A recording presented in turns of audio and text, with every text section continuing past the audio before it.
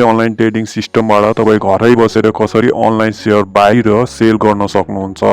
By गर्दाखेरि कसरी तपाईँले बाई अर्डर प्लेस गर्न सक्नुहुन्छ, अनि बाई गरिसकेपछि पेमेन्ट अनलाइनबाटै कसरी तपाईँले ब्रोकरलाई गर्न सक्नुहुन्छ। पेमेन्ट गरेको कति दिनपछि तपाईँको डिमेटमा ब्रोकरले सेयर पठाइदिन्छ। आज बाई अर्डर म प्लेस गरेर देखाउँछु। बाई अर्डर प्लेस गरिसकेपछि पेमेन्ट कसरी गर्न सक्नुहुन्छ अनलाइनबाट त्यो देखाउँछु, र पेमेन्ट गरिसकेपछि तपाईँको डिमेट एकाउन्टमा कति दिनपछि सेयर आउँछ त्यो पनि अहिले म देखाउँछु यो भिडियोमा, हेर्दै जानु होला। अब म तपाईँलाई नेप्सेक अनलाइन ट्रेडिङ सिस्टमतिर लान्छु।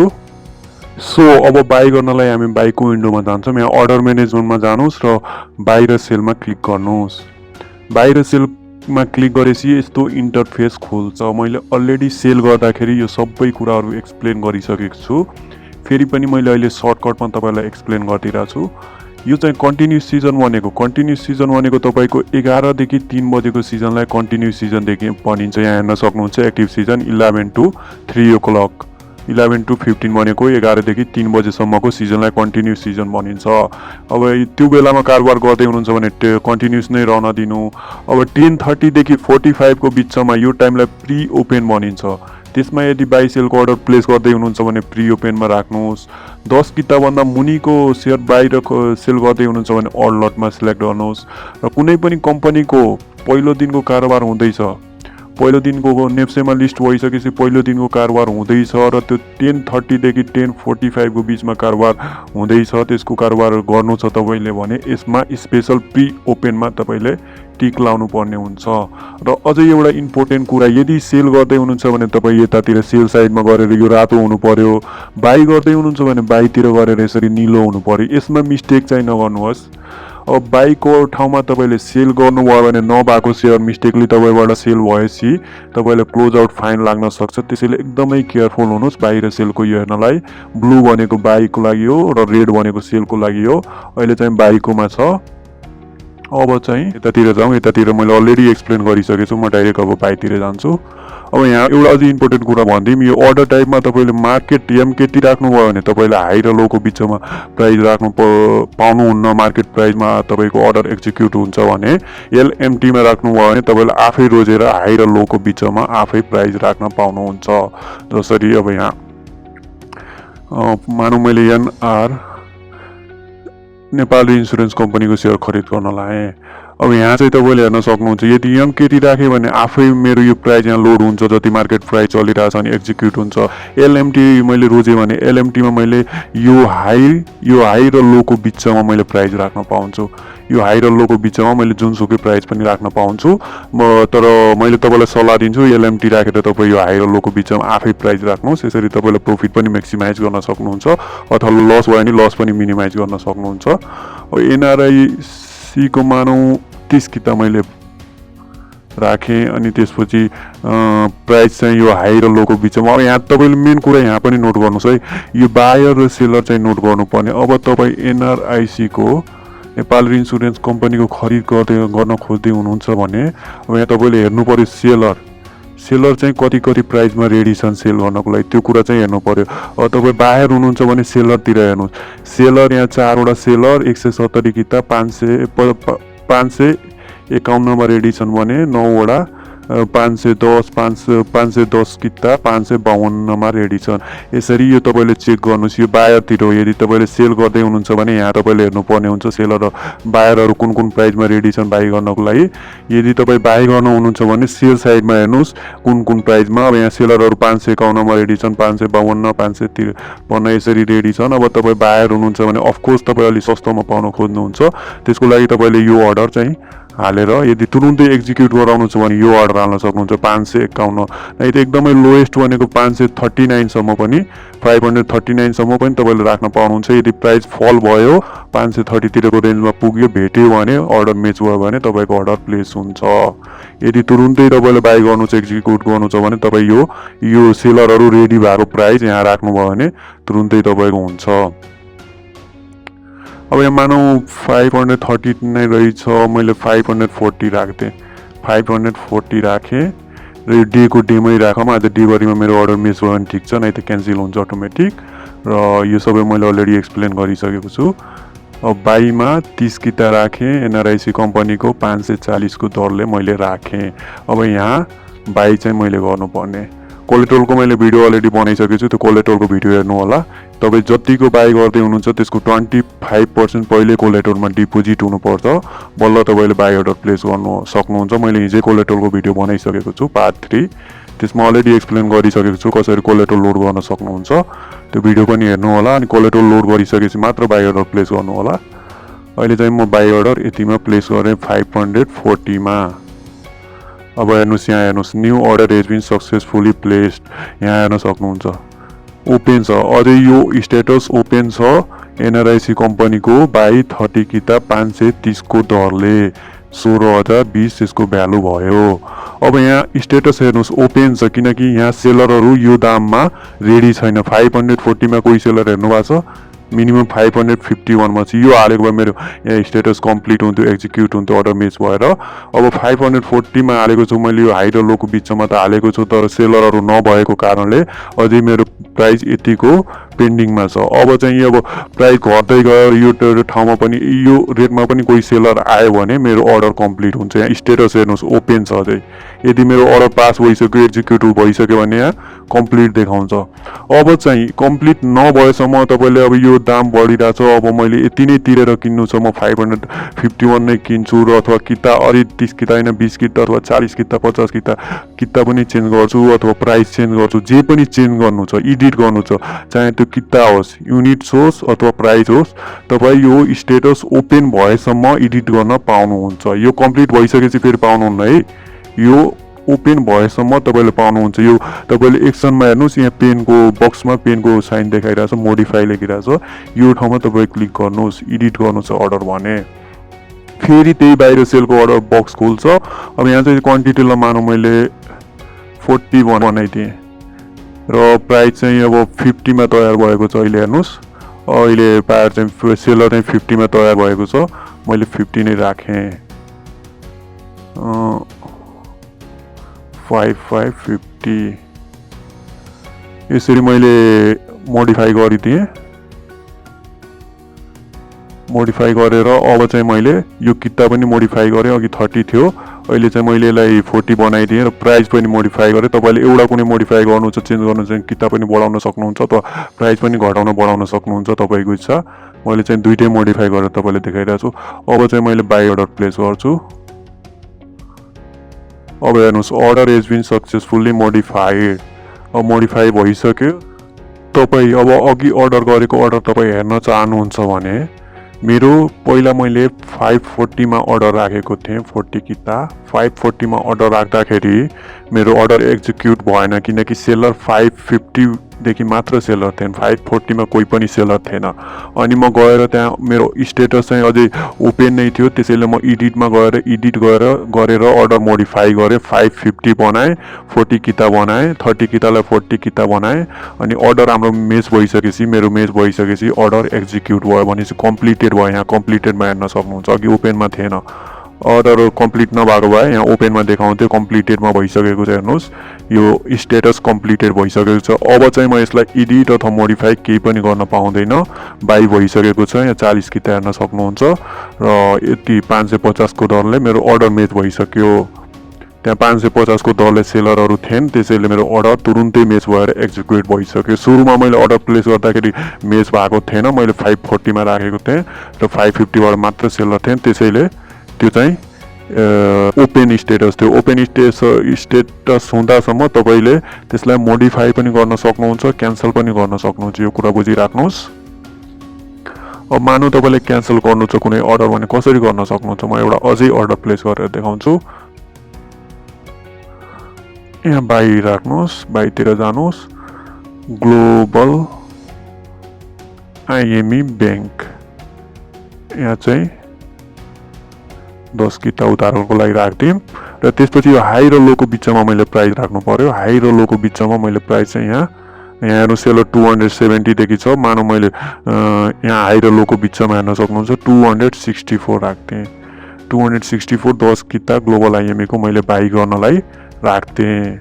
बाई गर्नलाई राखेर मैले यसरी यहाँ बाई गरेपछि हेर्नुहोस् new order has been successfully place र यहाँ देखाउन लाग्यो अझै ओपन छ स्टेटस ओपन छ यहाँ हेर्न सक्नुहुन्छ 10 किता 264 को दरलाई यहाँ सेलर चाहिँ 270 छन् अब चाहिँ प्राइस बढेर 270 सम्म मानौ 200 मैले 264 मा राखेको छु अब प्राइस घट्यो सेलरहरु 264 मा पनि रेडी भए सेल गर्नको लागि मेरो अर्डर यहाँ एक्जिक्युट हुन्छ स्टेटस कम्प्लिट देखाउन थाल्छ अहिले चाहिँ अर्डर म्याच भएको छैन सेलरहरु मिनिमम 270 मा रेडी छन् भने मैले चाहिँ 264 मा अर्डर प्लेस गरेको छु त्यसैले ओपन छ स्टेटस अब चाहिँ मलाई क्यान्सल गर्न मन लाग्यो अघि मैले एडिट गरेर देखाइसके तपाईलाई एनआरआईसी को अब क्यान्सल चाहिँ गर्न मन लाग्यो मेरो अब मुड चेन्ज भयो म बाइ गर्न चाहन्न त्यस्तो सिचुएसन आयो तपाईले क्यान्सल गर्न मन लाग्यो भने यहाँबाट तपाई यो क्यान्सल गर्नुभएको छ यो गोलो धर्का काटेको देखेछ यो ठाउँमा तपाई गएर क्लिक गर्नुहोस् अब सोच are you sure want to cancel the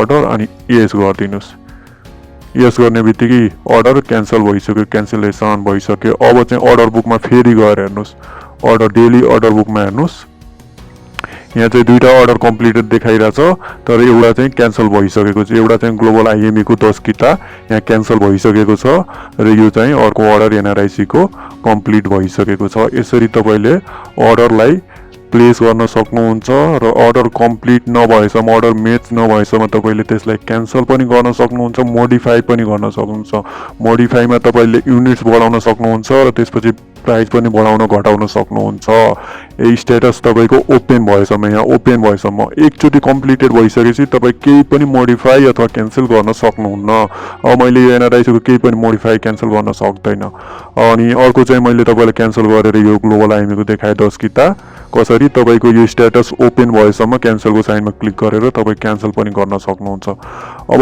पेमेन्टको कुरा चाहिँ अब अहिले त तुरुन्तै हेरौं बाई इन्फर्मेसन अझै बाई इन्फर्मेसनमा आएको छैन अब ब्रोकरले त्यहाँबाट मलाई एउटा पेमेन्टको डिटेल पठाउँछ यो पेमेन्ट ड्यूमा पठाउँछ बाई इन्फर्मेसनमा यहाँबाट मैले सेटलमेन्ट गर्छु सो 2 डेज लेटर हामी 2 दिन अगाडि आइसकेको छौं मैले बुधबारको दिन वेडनेसडेको दिन मैले एनआरआईसी को 40 किता बाई अर्डर प्लेस गरेको थिएँ र त्यही दिन साँझ मलाई पेमेन्ट सेटलमेन्टको लागि रिक्वेस्ट आएको थियो मेरो टीएमएस मा ट्रेड म्यानेजमेन्ट सिस्टममा नेप्सेक अनलाइन ट्रेडिङ सिस्टममा तर मैले त्यो दिन पेमेन्ट गरेर अर्को दिन बिहीबार पनि मैले पेमेन्ट गरेन र शुक्रबार र शनिबार अफ डे हो शेयर बजारको लागि अफ डे हो यसमा कारोबार हुँदैन र यो दिन पनि काउन्ट हुँदैन आज सन्डेको दिन म पेमेन्ट सेटलमेन्ट गर्न गइरहेको छु मैले बुधबार बाई गरेको थिएँ 2 दिन टाइम पाउँछ सेटलमेन्टको लागि बिहीबारको टाइम पायो र अर्को आइतबार टाइम पायो बिचको शुक्रबार र शनिबार काउन्ट नगर्नुस् किनकि त्यो अफ डे हो भनेपछि बिहीबार पनि मैले पेमेन्ट गरेन अहिले आइतबार चाहिँ आज चाहिँ लास्ट डे हो मैले पेमेन्ट सेटलमेन्ट गर्नुपर्ने आज चाहिँ म गरिरहेको छु तपाई बिहीबार पनि सेटलमेन्ट गर्दा हुन्थ्यो त्यही बुधबार खरिद गरेकै दिन साँझ पेमेन्ट सेटलमेन्टको रिक्वेस्ट आउँदा त्यो दिन नै गर्दा हुन्थ्यो र अर्को यो सन्डे पनि गर्दा हुन्थ्यो म सन्डे चाहिँ गरेर देखाउँछु तपाईहरुलाई पेमेन्ट सेटलमेन्ट नेप्सेक अनलाइन ट्रेडिङ सिस्टमबाट अब चाहिँ हामी नेप्सेक अनलाइन ट्रेडिङ सिस्टमतिर जान्छौं म यो ब्राउजरबाट ओपन गर्दै छु क्रोम ब्राउजरबाट यहाँ अलरेडी मेरो नेप्सेक अनलाइन ट्रेडिङ सिस्टमको बुकमार्कमा मैले राखिसकेको छु यहाँ क्लिक गर्ने बित्तिकै लगइन बक्स खुल्छ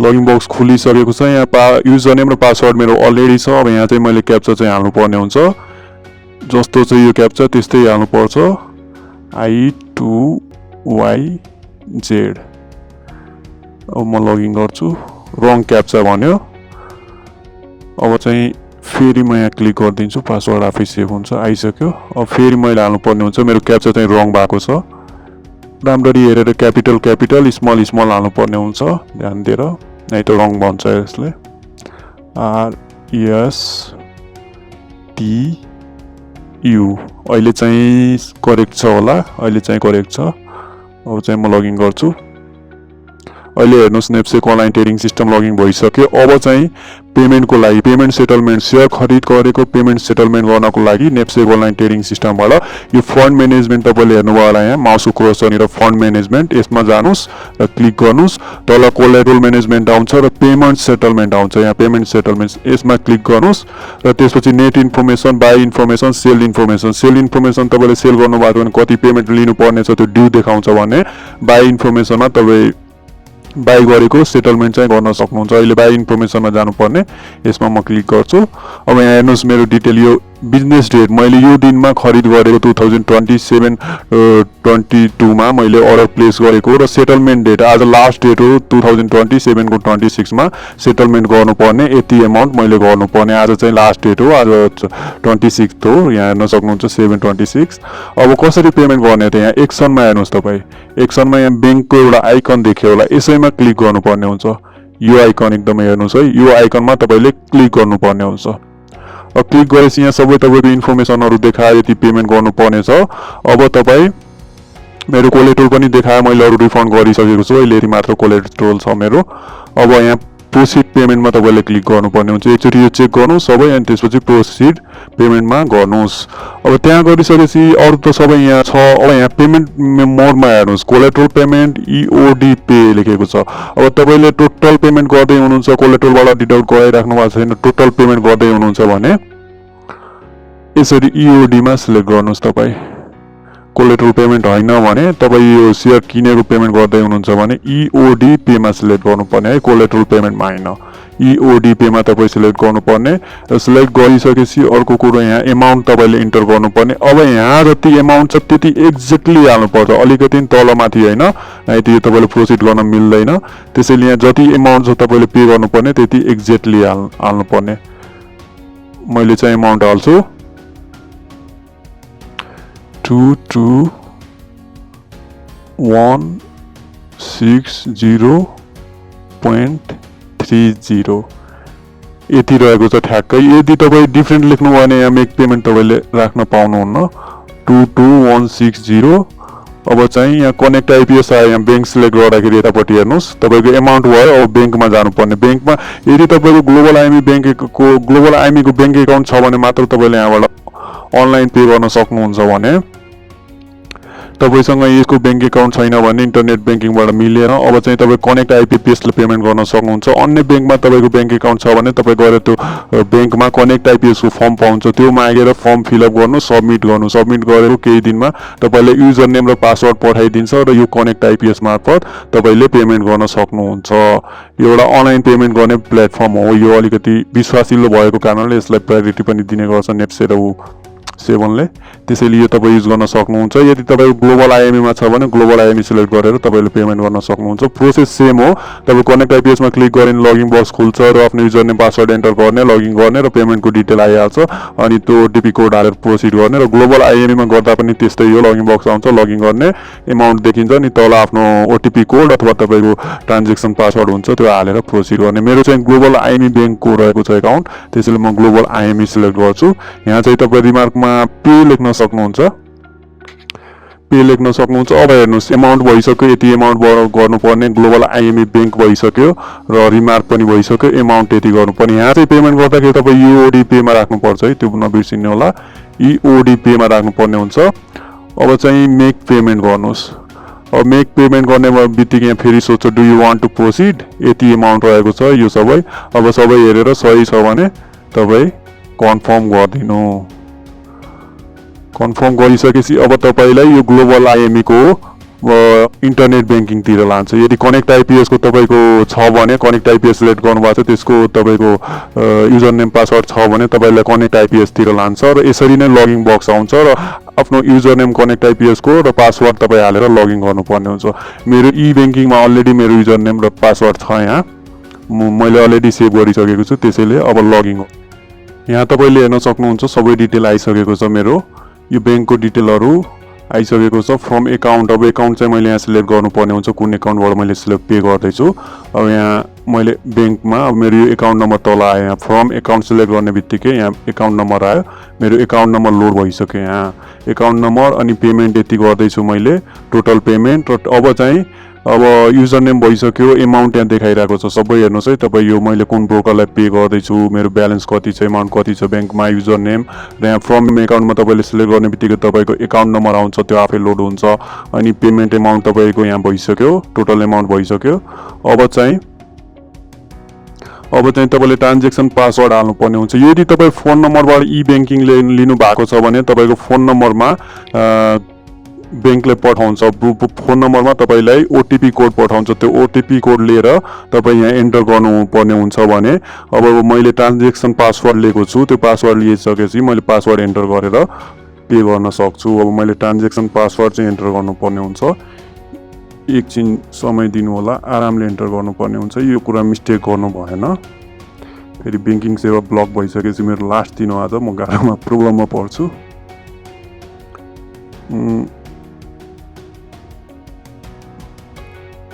एकछिन